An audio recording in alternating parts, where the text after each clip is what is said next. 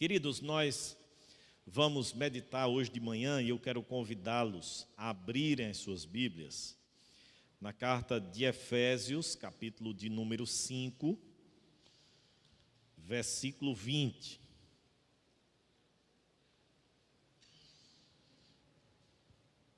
Nós vamos falar hoje de manhã sobre um tema muito importante, que é a gratidão.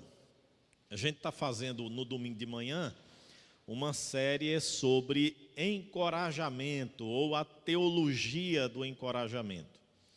E aí vimos, nas duas últimas oportunidades, o Evangelho de João, capítulo 10 e capítulo 14, quando Jesus fala sobre a figura do bom pastor, e depois, no capítulo 14, quando ele nos incentivou a crer nele, a crer em Deus, e a não deixar o nosso coração ser turbado, ser perturbado, ser angustiado pelas aflições, pelas angústias, pelas lutas da vida. Mas quando a gente pensa em encorajamento, por que não pensar na gratidão ou na atitude de encorajar a prática da gratidão? E é isso que nós vamos meditar hoje de manhã. Efésios capítulo 5, versículo 20. Vamos ler juntos a uma só voz? Damos sempre graças por tudo a nosso Deus e Pai, em nome de nosso Senhor Jesus Cristo. Vamos repetir? Damos sempre graças por tudo a nosso Deus e Pai, em nome de nosso Senhor Jesus Cristo. Amém. Antístenes, um filósofo grego, ele deu a definição de gratidão da seguinte forma: a gratidão é a memória do coração. A gratidão é a memória do coração. E eu fiquei refletindo sobre essa frase, a profundidade, a riqueza dessa frase. A despeito de ser bem objetiva, mas ela traz contornos muito profundos na nossa vida. A gratidão é a memória do coração. Por que a memória do coração? Porque é trazer a nossa recordação, porque é trazer à tona os grandes feitos e as grandes dádivas de Deus em nossas vidas. Então, a gratidão é, de fato, a memória do coração.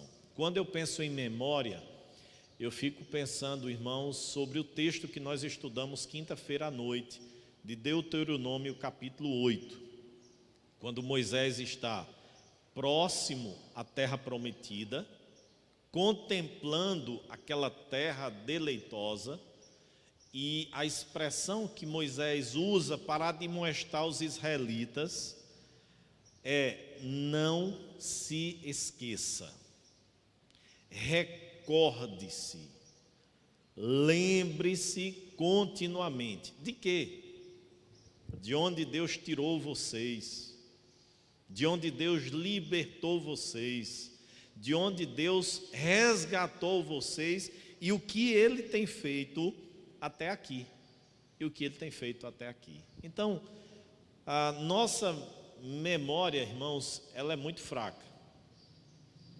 Já disse isso. Aí, às vezes a gente até usa no sentido assim: eu não tenho a memória muito boa para gravar as coisas. Não, eu não me refiro a essa memória de a gente ler, um texto e recordar, relembrar ele com muita facilidade. Não é essa a memória. Memória no sentido, ou nossa mente é muito fraca, nossa memória é no sentido de gravar, de arquivar, de guardar no nosso coração, de forma muito vívida, intensa, as bênçãos e as dádivas de Deus em nossas vidas. A gratidão, queridos irmãos, ela é uma virtude divina. Ela é uma virtude divina. E quem é o exemplo, ou quem serve de exemplo para a gente no que diz respeito à gratidão? O próprio Senhor Jesus. E eu quero que os irmãos abram aí suas Bíblias no Evangelho de Mateus, capítulo de número 11.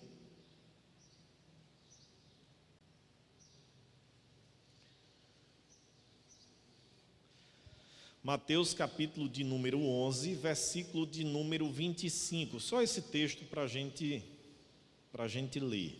Mateus 11, 25. O que é que diz aí? Leiam aí bem alto.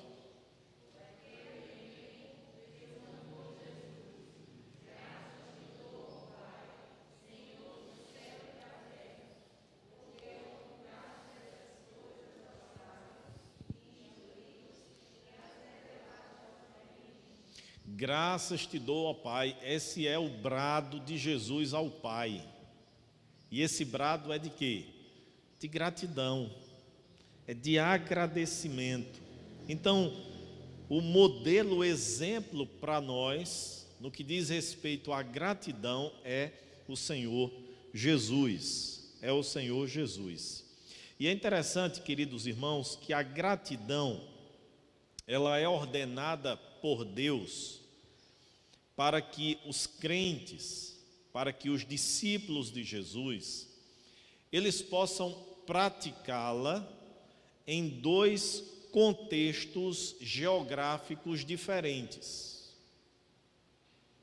A gratidão, ela deve ser praticada pelos discípulos de Jesus no culto particular, no culto privado, mas ela também deve ser praticada no culto público.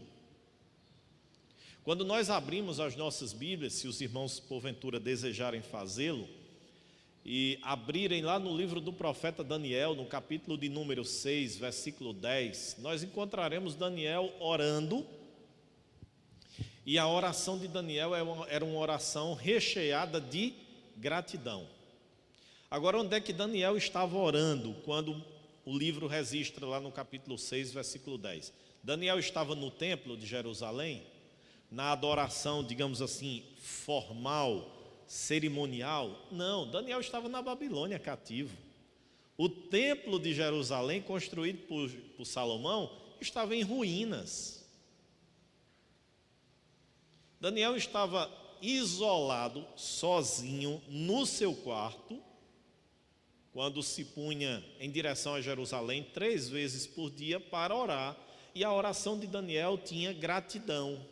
A oração de Daniel tinha gratidão. Então, a gratidão, irmãos, ela deve ser uma prática nossa no culto público, ou no culto privado, no culto particular. Quando a gente diz culto privado, culto particular, a gente está se referindo ao quê? Aquele momento em que eu e você nos pomos diante do Senhor em oração, e nessa oração, naturalmente, a gratidão ela precisa estar presente. Mas a gratidão também deve ser praticada aonde? No culto público. No culto público, no ajuntamento solene, na reunião dos santos, na assembleia dos eleitos. A gratidão também tem que ser praticada, tem que ser vivenciada.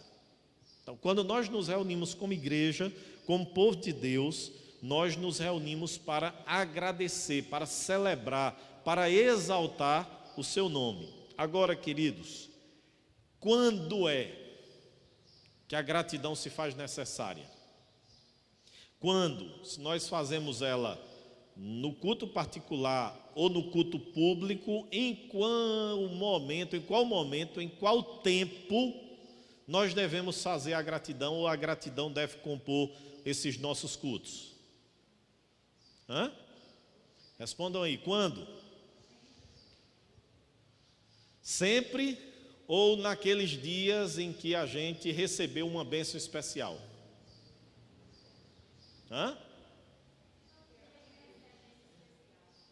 Mas quando a gente, por exemplo, Aninha, compra uma casa própria, não é?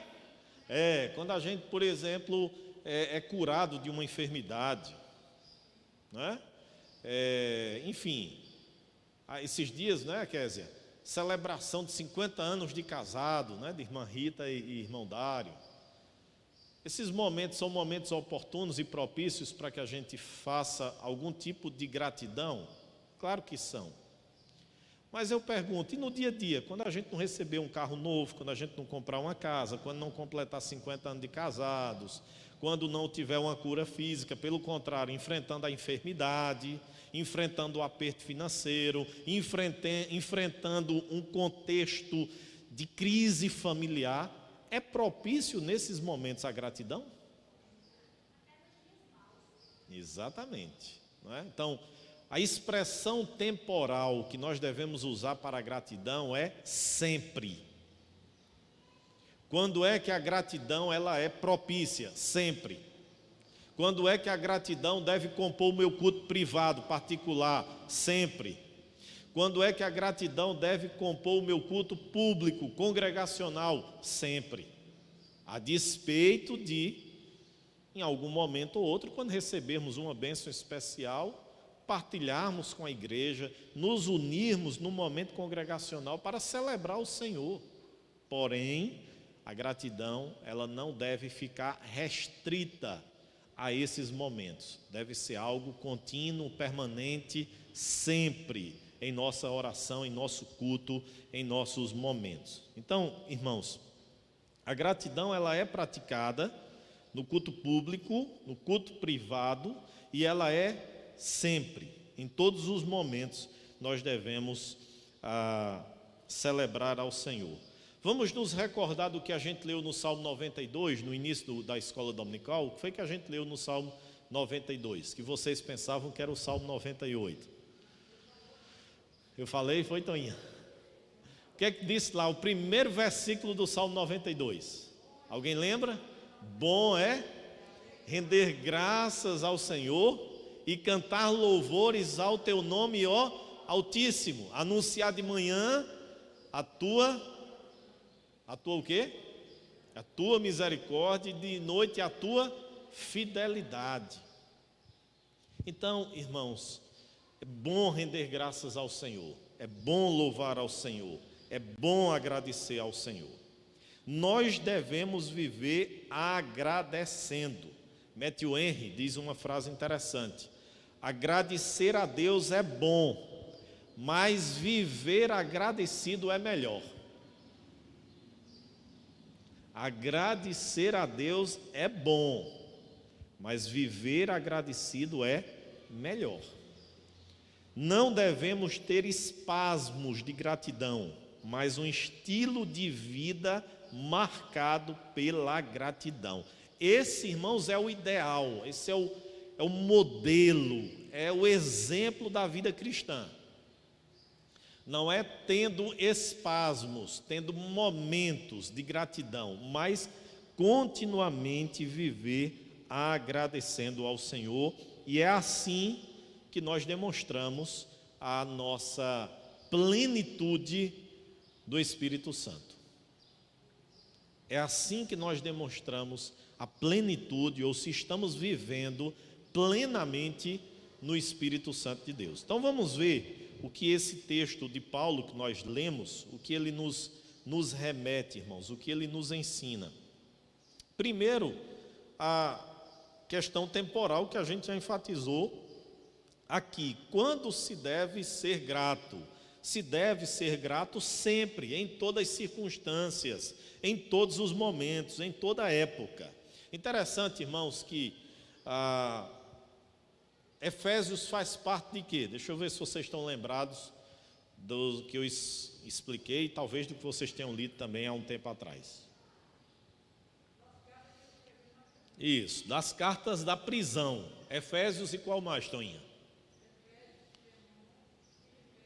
Sim, exatamente. Efésios, Filemão, Filipenses e Colossenses. As 4 cartas que Paulo produziu, na verdade não são apenas estas que ele produziu na prisão, não é? Mas nesse primeiro aprisionamento que Paulo teve em Roma, por volta do ano 60, 61, 62 depois de Cristo, porque autores divergem um pouquinho em termos de 1 ano, 2 anos, coisa mínima, não é?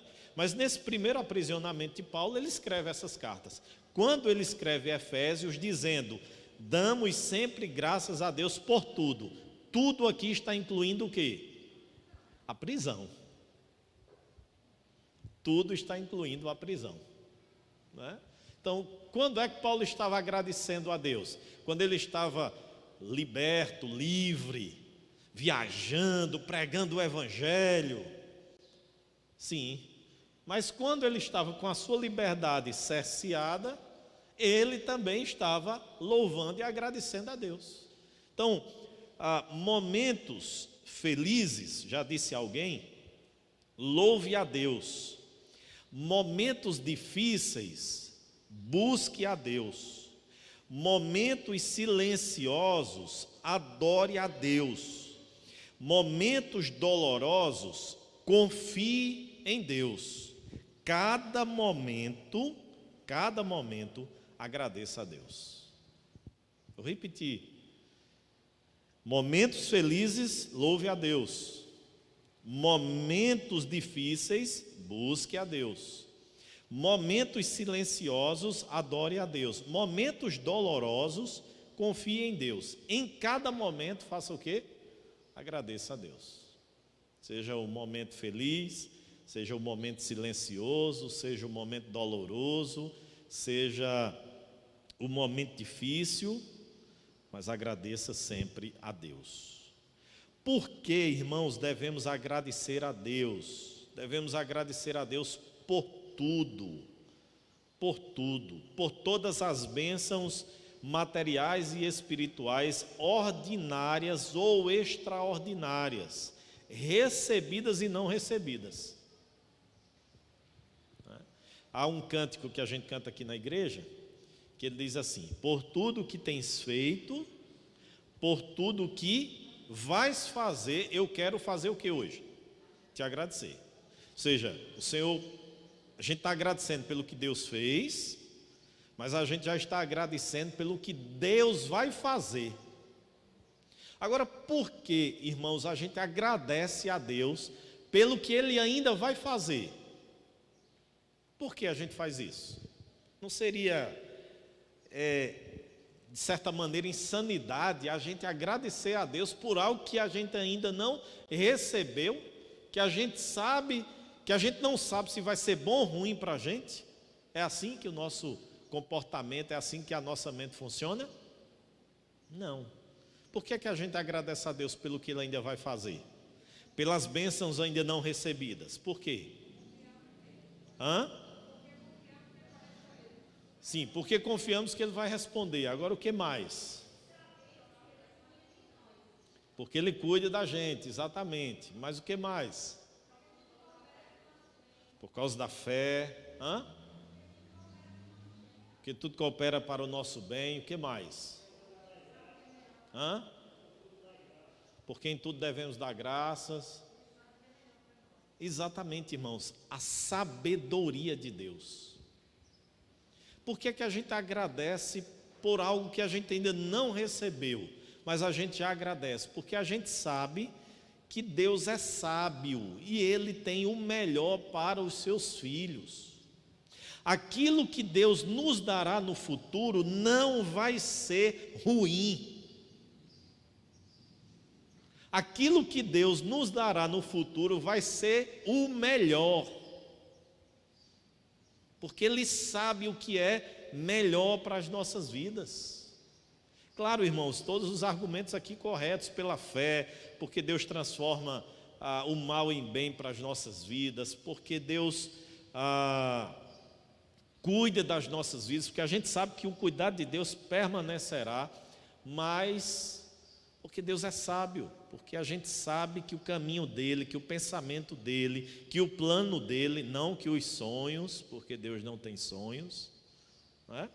Deus tem planos, Deus tem decretos, Deus tem caminhos, Deus tem pensamentos, Deus não tem sonhos. Quem tem sonhos somos nós, não é? Mas Deus não. Deus tem planos, Deus tem caminhos, e nos diz que os caminhos de Deus, os planos de Deus, os pensamentos de Deus são melhores, superiores, mais elevados do que os nossos. Eu é que sei que pensamentos tenho a vosso respeito, pensamentos de paz e não de mal, para vos dar um fim que desejais, disse Jeremias. Esse mesmo Matthew Henry, que eu citei uma frase dele, vivenciou uma situação interessante que eu queria partilhar com os irmãos. Ele escreveu, certa feita, depois de ter sido assaltado por ladrões, ele escreveu o seguinte: deixem-me agradecer primeiro, porque nunca fui assaltado antes. Percebam como é a visão da pessoa agradecida. Deixe-me primeiro agradecer, porque nunca fui assaltado antes. Segundo, embora eles levassem a minha carteira, eles não tiraram a minha vida. Terceiro, mesmo que levassem tudo o que eu tinha, não era muito. E quarto, porque eu fui roubado, não fui eu quem roubou. Percebem como num momento extremamente desagradável, porque, irmãos, é revoltante alguém vir e roubar e furtar aquilo que lhe pertence. Algo que enche o coração da gente de ira, de ódio, de raiva, mas Matthew Henry percebeu naquela situação motivos de gratidão a Deus. Não é? Então, por quê? Primeiro, ele nunca tinha sido assaltado antes. Segundo, porque embora levassem a carteira dele, não tiraram a vida dele. Terceiro, porque mesmo que tivessem levado tudo, não era muito. E quarto, porque ele foi roubado e não era ele que estava roubando. Então, mesmo num cenário caótico, num cenário triste, revoltante do ponto de vista humano, é possível contemplar e enxergar motivos para agradecer ao nosso Deus. E aí nós chegamos ao ponto que é: a quem nós devemos agradecer, a quem nós devemos ser gratos? O apóstolo Paulo diz: damos sempre graças por tudo a quem? A nosso Deus e Pai. A nosso Deus e Pai. E isso, irmãos, acontece porque, de fato, Deus é aquele que é a fonte de todas as bênçãos. De todas as bênçãos. Eu creio, irmãos, que na nossa jornada, na nossa caminhada cristã, nós devemos ser gratos e reconhecedores de pessoas que Deus coloca no nosso caminho e que nos abençoam. Certo? Nós devemos ser gratos porque Deus coloca pessoas, Deus coloca instituições, Deus coloca repartições, não é? Para nos abençoar na nossa caminhada. Na nossa caminhada. Por exemplo, eu tenho no meu coração grata lembrança e grata memória, não é, de pessoas e de instituições que durante o período da minha formação acadêmica em Recife, no seminário, foram meus mantenedores. Eu cito sempre aos irmãos a Igreja de Souza, né? A Igreja de Souza, tanto que eu estou de férias em Souza, mas dificilmente eu tenho coragem, ou eu acho que eu ainda não fiz isso. Nesse período todo eu nunca me furtei de pregar em um culto, mesmo estando de férias, né? Mesmo estando de férias. Sim, nem direi. Por quê? Porque eu tenho um sentimento de gratidão com a igreja. Já mudou o pastor, mudou o conselho, não é mais o conselho, uns ou outros que permanecem da época que eu fui seminarista, já são novos membros, não importa. Mas eu tenho um sentimento de gratidão com a igreja que durante 4 anos do meu seminário investiu financeiramente na minha formação. Tenho gratidão com o meu presbitério de origem. No início Borborema, depois Presbitério Oeste da Paraíba. Tanto é que eu tenho relação de amizade com quase todos os pastores. Tenho aquele sentimento de gratidão porque foram 2 instituições que me ajudaram na minha formação acadêmica. E outros irmãos queridos que me ajudaram permanentemente ou que me ajudavam esporadicamente, independente do valor. Eu tinha mantenedores naquela época, há 15 anos atrás, 16 anos atrás, eu tinha mantenedores que me davam R$ 200 todo mês. Naquela época era um valor substancioso, ainda hoje é. Mas eu tinha mantenedores que me davam R$ 20. Eu tinha mantenedores ou tinha pessoas que ofertavam, que quando eu chegava de férias, que terminava de pregar, que descia do púlpito, chegava no bolso do meu paletó e estava um envelopezinho. Toma aí para você. Quando eu chegava em casa, que abria o envelopezinho, era uma oferta de R$ 500, de R$ 1.000. Mas eu tinha outros que chegavam e estava de R$ 10, de 20. E o valor não importava.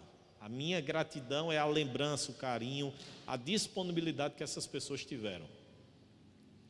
Mas eu sou refém dessas pessoas, eu sou refém dessas instituições, ou eu atribuo toda essa dádiva às instituições e às pessoas? Não. Primeiramente foi quem? Deus. Eles foram canais, eles foram instrumentos de Deus para me abençoar, para abençoar o meu ministério e a minha formação.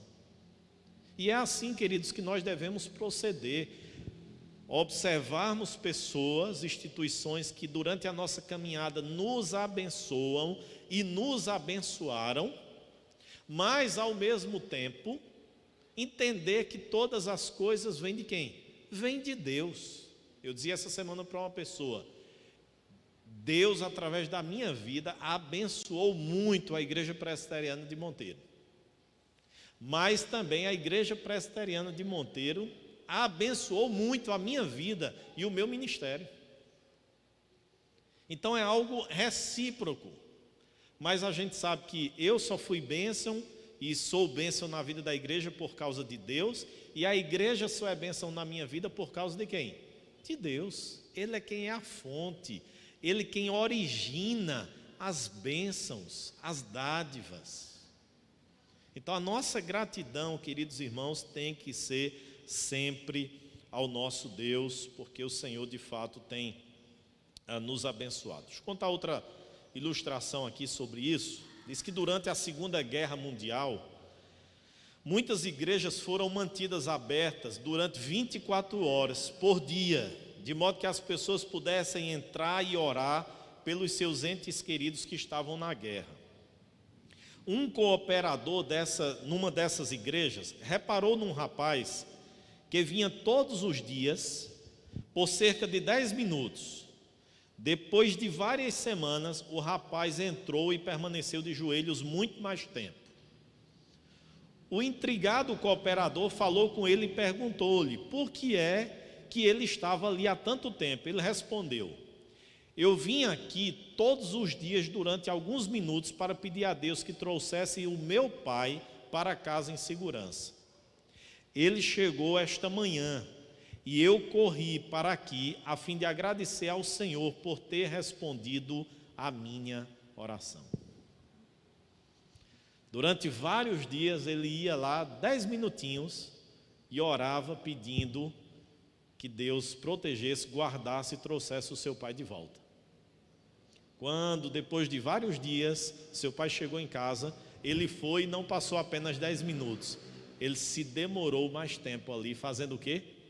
Agradecendo a Deus e agradecendo porque Deus tinha respondido a sua oração.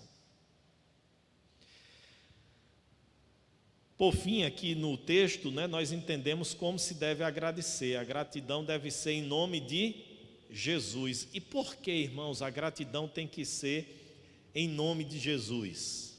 Porque é a sua obra, é o seu mérito que conquista todas as bênçãos de Deus para as nossas vidas. Por que é que nós oramos sempre no final, em nome de Jesus? Nós começamos, Senhor, nós te louvamos, te agradecemos, queremos pedir que o Senhor faça isso, o Senhor nos livre da Covid-19, que o Senhor acabe com esse vírus, que o Senhor ilumine a mente dos cientistas, para que eles criem uma vacina eficaz, tal, oramos em favor daqueles que estão enfermos, estão hospitalados com a Covid-19, Senhor, cura, tal. E no final, a gente diz, em nome de Jesus. Por que é que a gente ora assim? Porque tudo aquilo que a gente pediu, irmãos, só vai ser atendido por causa da obra de Jesus, por causa do seu mérito, por causa da sua obra redentora, expiatória naquela cruz. É por essa razão que nós devemos orar, e quando nós terminamos de orar, devemos dizer em nome de Jesus, porque é por causa dele, por meio dele. É a mesma expressão. Ontem eu estava em Sumé ministrando a ceia, e eu sempre gosto de trazer à tona a ideia de Coríntios 11, 1 Coríntios 11, quando Paulo está lá dizendo assim: examine-se o homem a si mesmo, e assim coma e beba o cálice e o pão.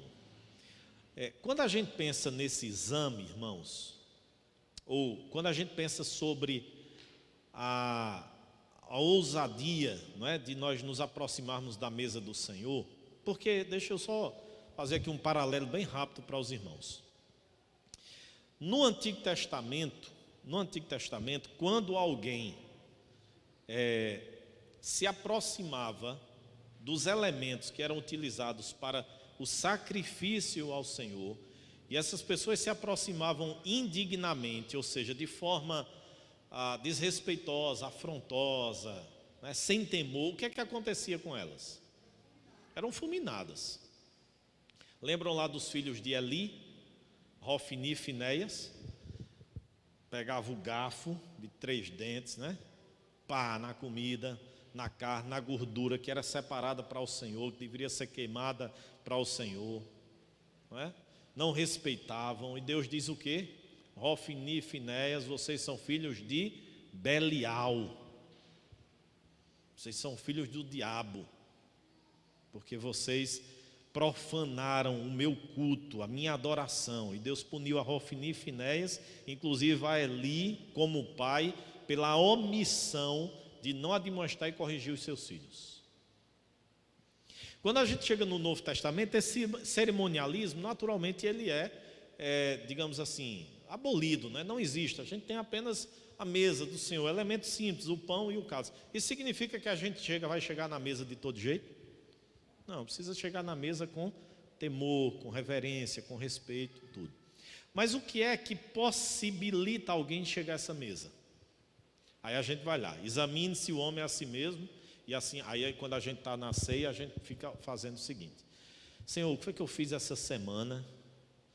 Ou será que eu estou em pecado assim, eu estou cometendo alguma coisa permanente, contínua? Aí a gente diz: não, estou não. Eu não estou em adultério, eu não estou fornicando, eu não estou matando, eu não estou roubando lá no meu trabalho, não estou me corrompendo, o que mais? A gente começa a elaborar alguns pecados, né? E a gente olha para eles e diz: não, eu não estou cometendo nenhum deles, então eu estou apto para participar da ceia. Mas o que Paulo está ensinando lá não é isso. O que Paulo está ensinando lá é o seguinte: examine-se. Veja se você tem condições de, por você mesmo, pela sua própria justiça, se aproximar da ceia do Senhor, da mesa do Senhor.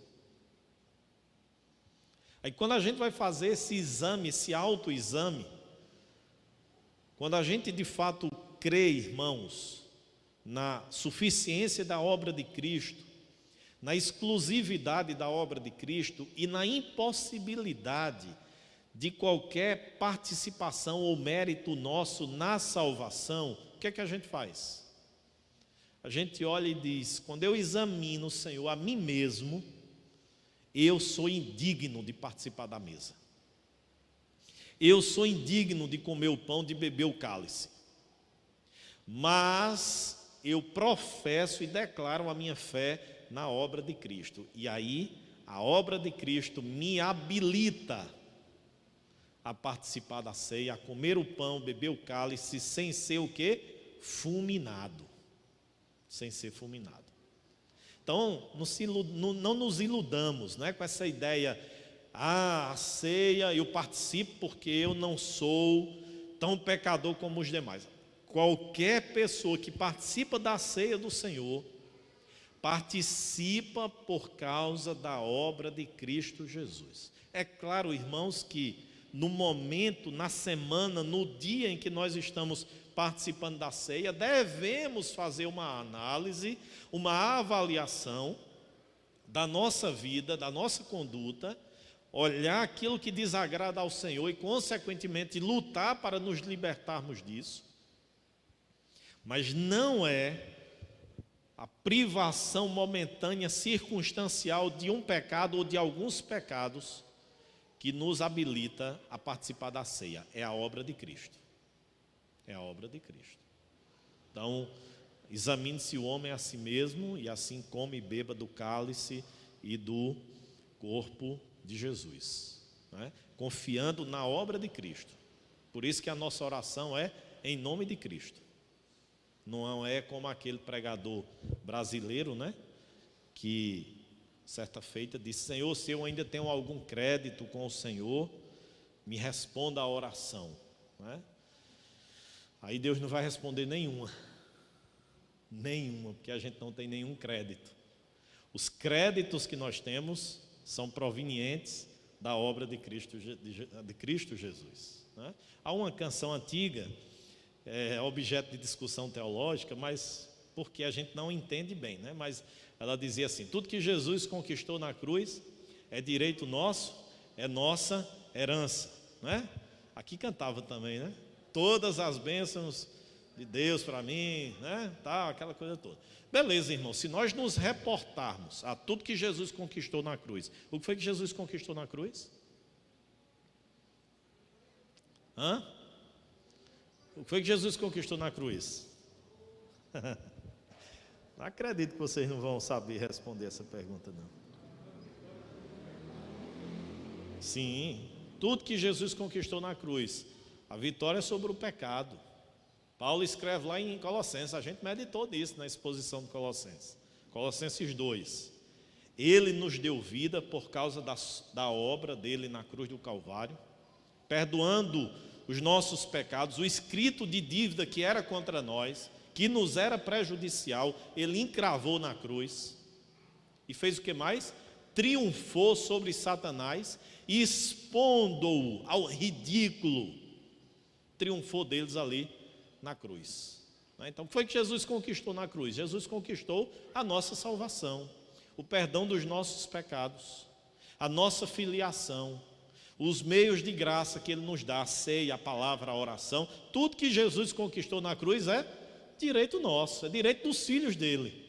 A palavra, a oração, a ceia, a salvação, o perdão dos pecados. Agora, infelizmente, recheado dessa teologia da prosperidade, né, a galera canta tudo que Jesus conquistou na cruz. Aí Jesus conquistou saúde, mas uma saúde quando, irmãos? No novo céu e na nova terra, porque é lá que João diz que não haverá mais enfermidade.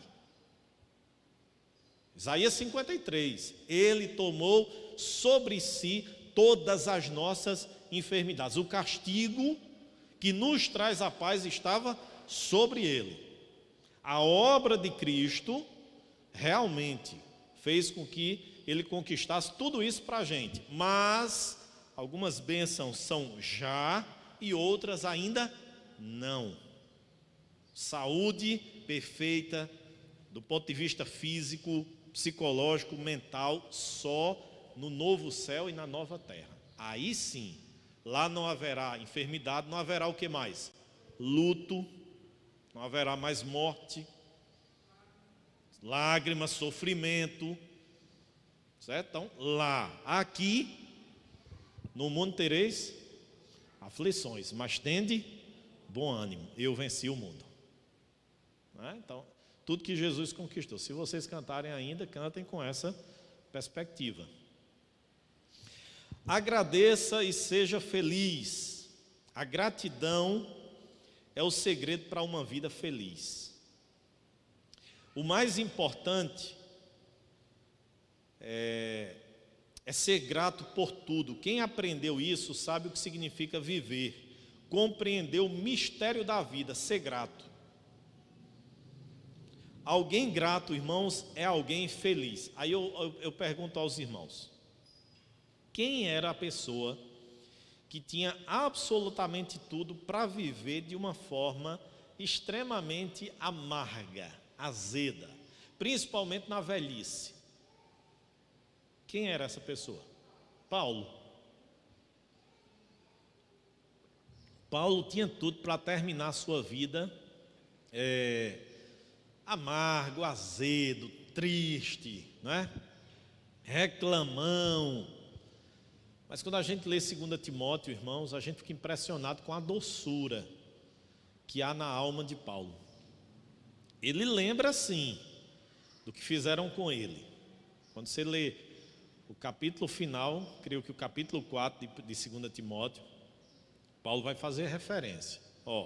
Demas me abandonou, Alexandre, o latroeiro, me causou muitos males. Ele vai fazer referência, não é? Na minha primeira defesa, ninguém foi ao meu favor, todos me abandonaram. Paulo vai fazer referência das situações adversas, mas ao mesmo tempo, irmãos, ele não demonstra amargor no seu coração. Traz João Marcos, porque agora ele me é útil. Traz uma capa, porque aqui está frio, eu preciso me aquecer. Traz os pergaminhos, que eu preciso, não é? Relaxar a minha mente, elevar a minha mente com a leitura. Um cara termina dizendo assim: eu combati o bom combate, eu completei a carreira, eu guardei a fé, eu estou pronto para ser recebido e receber a coroa da justiça. E ele termina a carta dizendo: ao Senhor seja a glória, a honra, o louvor pelos séculos. Alguém que está amargo, azedo, não consegue, no final de sua vida, agradecer ao Senhor. Eu lembro, e nunca me esqueci, de recentemente, lendo e vendo, né, os noticiários a respeito da vida do Dr. Russell Shedd, que faleceu vítima de um câncer, e alguns pastores que eram próximos a ele, já no finalzinho de sua vida, nos últimos dias, quando visitavam o Dr. Russell Shedd, né, e perguntavam algumas coisas. Por exemplo: Dr. Russell Shedd, se o senhor fosse recomeçar a sua vida, o que é que o senhor faria diferente? Ele disse: eu oraria mais. Eu oraria mais. Eu fico olhando um homem daquele, irmãos, que numa das vindas dele a Recife, pregando numa igreja acompanhado pela sua filha, porque ele já estava, né, de idade, precisava. A filha, conversando com outras pessoas da igreja, disse: eu só acredito que o meu pai é pecador porque a Bíblia diz que todos os homens são pecadores. Testemunho desse, da própria filha, é um testemunho de um homem de Deus. E quando ele diz assim: o que é que o senhor faria diferente, doutor Russell Shedd? Ele disse: eu oraria mais. Aí quando perguntaram sobre o câncer, ele disse: é o desmame de Deus na minha vida, para que eu não me apegue a este mundo, e eu tenha a certeza de que há algo incomparavelmente melhor para mim me aguardando, que é a presença de Cristo. Já pensou, irmãos? Estávamos enfrentando, como ele estava enfrentando, dores na base da morfina, dores insuportáveis, se aproximando do término da sua vida, e quando perguntam a ele como ele entendia, como ele enxergava o câncer, ele disse: é como um desmame. É Deus me desmamando deste mundo, para que eu não possa me apegar a ele, mas para que eu possa aguardar ansiosamente o fim do meu respirar, porque há algo incomparavelmente melhor para mim, né? Isso, irmãos, é alguém que termina a vida com gratidão, que aprendeu a ser feliz, porque naturalmente agradece ao Senhor. E é assim que nós encontramos o apóstolo Paulo também, e é assim que nós devemos viver, né? Há um resultado de uma pesquisa, né, feita pelo Dr. Robert Emmons, de 2006, na Universidade da Califórnia, e ele aponta a gratidão para a importância da gratidão para a nossa felicidade. Deixa eu citar brevemente aqui algumas conclusões da pesquisa. Primeiro, A gratidão é agradável e dá prazer. Quando somos gratos, admitimos que há bondade em nossa vida. A gratidão nos conscientiza que somos alvos da bondade de Deus e de outras pessoas. Observamos que, apesar dos contratempos, a vida é boa e vale a pena ser vivida. Ingratidão, veja bem, se a gratidão é agradável e dá prazer, ingratidão gera depressão. Ingratidão gera depressão. Irmãos, aqui há uma linha tênue, muito difícil, não é? Distinguir, identificar aquilo que é proveniente de uma deficiência física mesmo, onde há necessidade inclusive de um tratamento com medicação, e aquilo que é proveniente do pecado, tanto no que diz respeito à ansiedade, como no que diz respeito à depressão, ou essa angústia. Porque quando você lê o Salmo 32, Davi diz o quê? Enquanto eu calei os meus pecados, envelheceram os meus ossos pelos meus constantes gemidos, porque a tua mão pesava dia e noite sobre mim, e o meu vigor se tornou em sequidão de estio. Salmo 51, Senhor, restitui-me a alegria da salvação. Então o pecado produz isso, essa tristeza, essa angústia profunda. Mas claro, irmãos, há outras situações, inclusive físicas mesmo, que produzem a depressão e também a questão espiritual, não é? Então esses três fatores contribuem, né? O difícil, quando eu cito que é uma linha tênue, é justamente a identificação daquilo que precisa ser tratado pelo psiquiatra, pelo médico, daquilo que precisa ser tratado sozinho com a leitura da Bíblia e daquilo que precisa naturalmente ser liberto pelo poder do Evangelho. Mas a ingratidão gera depressão.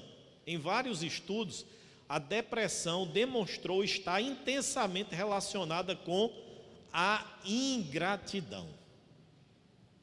Você já viveu na sua vida algum período de ingratidão? Ou conviveu com alguém extremamente ingrato? Você adoece ou você adoece outras pessoas? A gente olha para o mundo ao nosso redor e a gente não vê cores, a gente só vê o cinzento.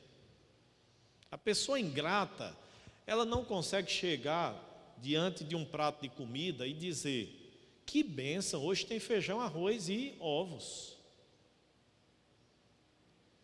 A pessoa ingrata, ela vai olhar para o prato de comida e dizer: de novo? A mesma coisa eu já comi ontem. Eu já comi anteontem essa mesma comida, hoje de novo. A pessoa ingrata vai abrir o seu guarda-roupa com a opção lá de 10 roupas e vai dizer: estou precisando de mais. Está pouco. A pessoa grata vai dizer: louvado seja Deus, porque eu tenho 10. Há pessoas que talvez não tenham nenhum, ou há pessoas que só tenham um. A pessoa ingrata vai olhar para o trabalho e vai dizer: ô, trabalho ruim esse meu. A pessoa grata vai dizer: louvado seja Deus, porque eu tenho um trabalho. Há muitos desempregados que queriam ter o meu emprego, o meu trabalho e não têm. Entende, irmãos?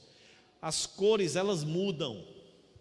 A pessoa grata, ela vê cores em tudo aquilo que está ao seu redor. A pessoa ingrata só vê o cinzento da caatinga.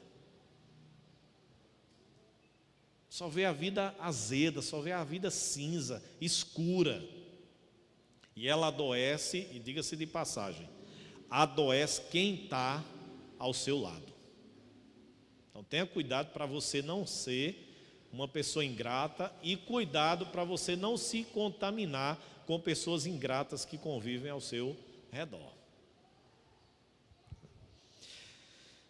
O consumismo alimenta a ingratidão e a insatisfação.